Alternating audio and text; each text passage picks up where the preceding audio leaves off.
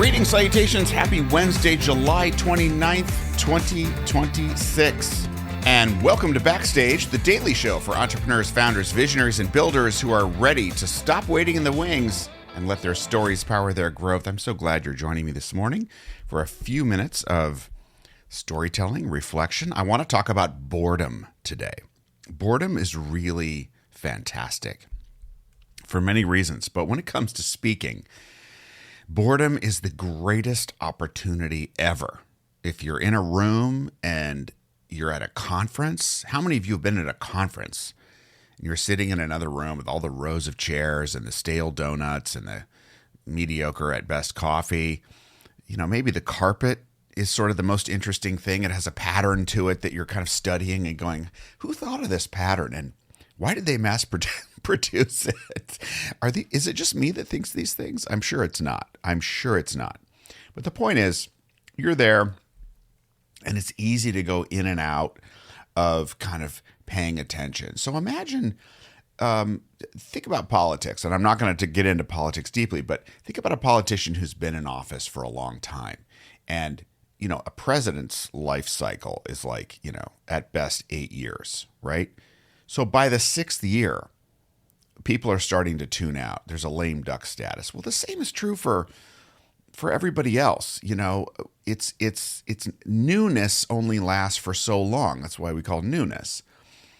So in a context where people are bored, if they don't see something new, I don't think we're very triggered to pay attention. We just sort of like, okay, I've heard it before. Imagine a book that you pick up and you know, have you ever read a book where you were an expert in the field and you read the book and you're like, yeah. And you're like waiting to see something new, and everything and all the research they cite, you know about. Most of the stories are pretty familiar.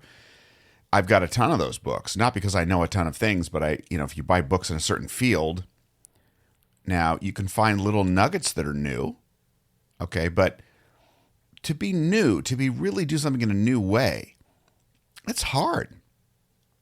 So I'll just share a little story here. So back in high school, I was a Rotary Club visitor. So I won a Rotary scholarship, and I was used to doing speeches. I was always the class president and this and that and the other.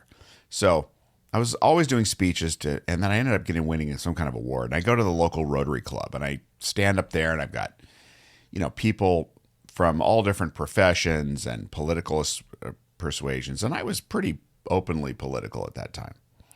But I knew how to play both sides of the room. So I was cracking jokes at, you know, different beliefs, and whatever it was, it really resonated. And it was new. Here's this high school kid that's coming in and kind of jazzing up the lunch that they've all been going to. So the people that ran the Rotary Club meeting said, look, you can come back anytime you want. We'll pay for your lunch and you can speak. I had a stage, basically. In fact, one of my big regrets is that I didn't do it more. I did go back, but I didn't do it. I should have made it a regular thing. There's 2 lessons in this that are coming to mind. One is, if you're novel and new and kind of slightly not unhinged, well, maybe slightly unhinged, you know, you go outside, you paint outside of the border a little bit, just enough. That's a way to be new. And that's what I was doing. I was talking about things that most people wouldn't have talked about up there, but not in an insulting way. It was playful. It was coming from a place of joy and connection and respect, just having some fun. So I was new. I was young. It's very easy to be novel. You know, when you're the youngest one in the room, you're by definition novel. But even if you don't have that advantage, right? The newness, use it. And it is finite. It will go away. So it's not going to last forever. You know, if you think of all the people out there who have been hot for a minute, and then if they don't reinvent, they're gone. So there's always that. But the beauty of it was I had an audience, and I had a reaction from the audience, and I was learning from that audience what hit and what didn't hit, what resonated and what didn't resonate, what delighted them, what interested them. It was a fantastic laboratory. And that's the second lesson. So the first lesson is we got to be somehow a little bit new and novel, do something wear something outrageous, whatever it is. Number 2, is get into a community.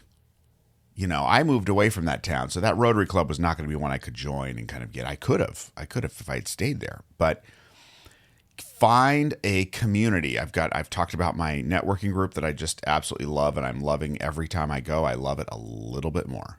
It's an amazing place. I try out a different sort of 1-minute pitch every single time. I think the founder is going to give me some feedback on it soon, which is great. I welcome it because it's a work in progress. So comedians go on the road. They go to little dive bars. They go places all over. They get feedback. They get booed. They get heckled. They get the hook. And eventually they get on HBO or Netflix now or, wherever. They get it. If they're good and they're learning, they get better. So what's that for you? Where is the community? Now, I also think that it's important to build a community for a lot of people. Not everybody, but for a lot of people, building your own community is one way to do it. That just takes a while. So while you're building, what can you join that will help you build? And then use that as a stage. That is your stage. The stage does not have to be a giant platform with 3, 5, 10, 20,000 seats around it. The stage can be a microphone at your desk doing what I'm doing right now. The stage could be, a mastermind that you put together and you can just start sharing. But you need a stage and you need people around you to give you feedback, to react, to give you explicit feedback and to give you just that reaction, Oh, that joke was funny. Oh, that joke did not land, or that came out. I meant it this way, but it, you want people that kind of love and respect you. So when you do screw up, they tell you, man, that was out of line. And you go, okay, I went outside the boundary there. Right. But you need to be able to exercise your stories, your jokes, whatever personality bits you want to put in there, because the truth is there ain't a whole lot of new stuff under the sun. But there are new ways of expressing it. And by definition, you are unique. There is no person on the planet, even twins, are not absolutely in every way identical. No one person is exactly like another person at a genetic level, at a DNA level. They're not exactly the same. There's always some difference. And so we are all unique, but what we have to say, it's pretty rare to get something completely novel, but sharing it in a new way, and we need an audience to figure out what that new way is for us, how to bring our personality out more. It doesn't just, I've noticed, it doesn't just happen, I should say naturally, completely. It's not completely not, true, but it doesn't just happen because, there's a level of intention that when you get up and you try material and then you go back and go, okay, what worked, what didn't, what signals can I read, and then try it again. So get your stage, get your audience, get your community, whatever that is, at least one, if you can get a couple of them that you can join. And then if it's relevant for your business, build a community that you manage, that you are the head of, that reflects you in a certain way and feeds you and you feed it. To me, that's the way we get on stages these days. All right. So listen, that's my thinking for today. We're almost at 9 minutes. I hope that helps you. What is the stage that you're going to either join or build that will feed you in a meaningful way and that you can serve?